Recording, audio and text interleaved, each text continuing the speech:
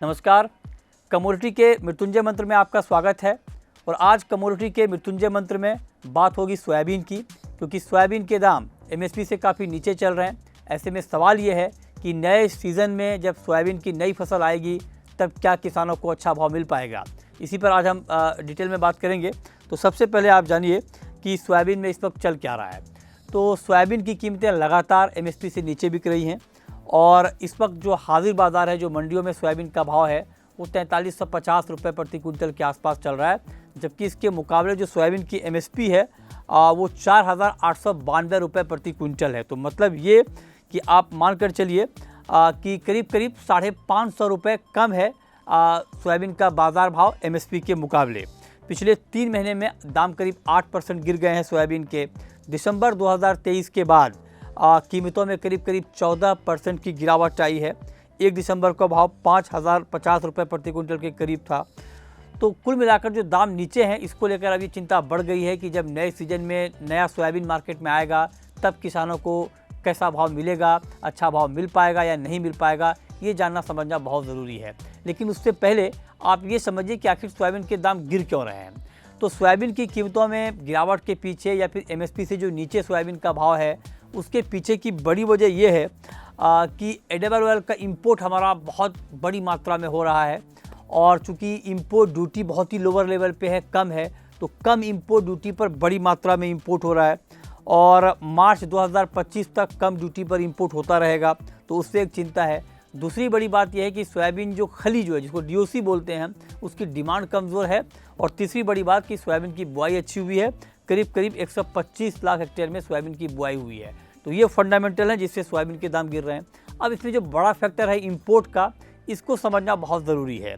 आप देखिए कि जुलाई में ही सिर्फ जुलाई के महीने में 18,40,000 टन का एडिबल ऑयल का इंपोर्ट हुआ है, जो कि अपने आप में एक रिकॉर्ड है।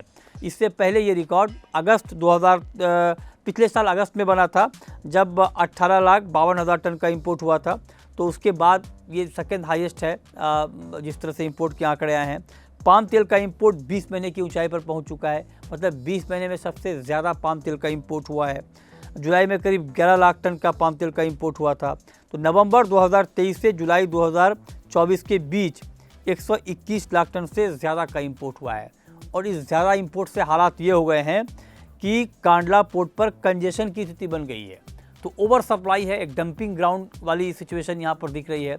तो इंपोर्टेड ऑयल की सप्लाई बढ़ने से दाम यहाँ पर कम हो रहे हैं और उसका इम्पैक्ट हम सोयाबीन कीमतों पर भी देखने को मिल रहे हैं। अब अनुमान ये लगाया जा रहा है कि अगस्त के महीने में हालांकि इंपोर्ट में कुछ कमी आ सकती है, लेकिन चूंकि इंपोर्ट पहले ही इतना हो चुका है तो लिहाजा ओवर सप्लाई का सिचुएशन बना हुआ है। तो अब इंडस्ट्री की ये डिमांड है कि अगर सरकार ये चाहती है कि किसानों को अच्छा भाव मिले नए सीजन में, तो बहुत ज़रूरी है कि एडिबल ऑयल पर इंपोर्ट ड्यूटी को बढ़ाया जाए, ताकि इंपोर्ट जैसे ही ड्यूटी बढ़ेगी तो इंपोर्ट पर कुछ लगाम लगेगा, तो डोमेस्टिक प्राइस को सपोर्ट मिलेगा। ये डिमांड इंडस्ट्री की तरफ से की जा रही है। दूसरी डिमांड है कि जो डीओसी का एक्सपोर्ट होता है उस पर उसको कुछ सपोर्ट दिया जाए, कुछ इंसेंटिव दिया जाए, ताकि क्रशिंग यहाँ पर बढ़े, तो वहाँ पर भी डिमांड ज़्यादा हो, तो उससे भी मार्केट का सेंटीमेंट थोड़ा मजबूत होगा। तो उस लिहाज से किसानों के लिए बात करना बहुत ज़रूरी है, क्योंकि भारत में जो एडिबल ऑयल की खपत है उसके मुकाबले हम करीब 60% इंपोर्ट करते हैं। तो किसान तिलहन की खेती के लिए प्रोत्साहित हों, उसके लिए बहुत ज़रूरी है कि किसानों को उनकी उपज का अच्छा भाव मिले, और ये इंतज़ाम सरकार की तरफ से होने चाहिए, ताकि किसान एडिबल ऑयल की खेती से मुंह ना मोड़े, खेती करता रहे। ये बहुत ज़रूरी है, और खेती करता रहे इसके लिए ज़रूरी है कि किसानों को अच्छा भाव मिले, और उसको लेकर इस वक्त चिंता है। करीब 550 रुपये नीचे है। सोयाबीन एक बड़ी ऑयल सीड की क्रॉप है, तो उस लिहाज से वक्त रहते कुछ अहम और कुछ बड़े कदम उठाना बहुत ज़रूरी है, ताकि किसानों को अच्छा भाव मिल सके।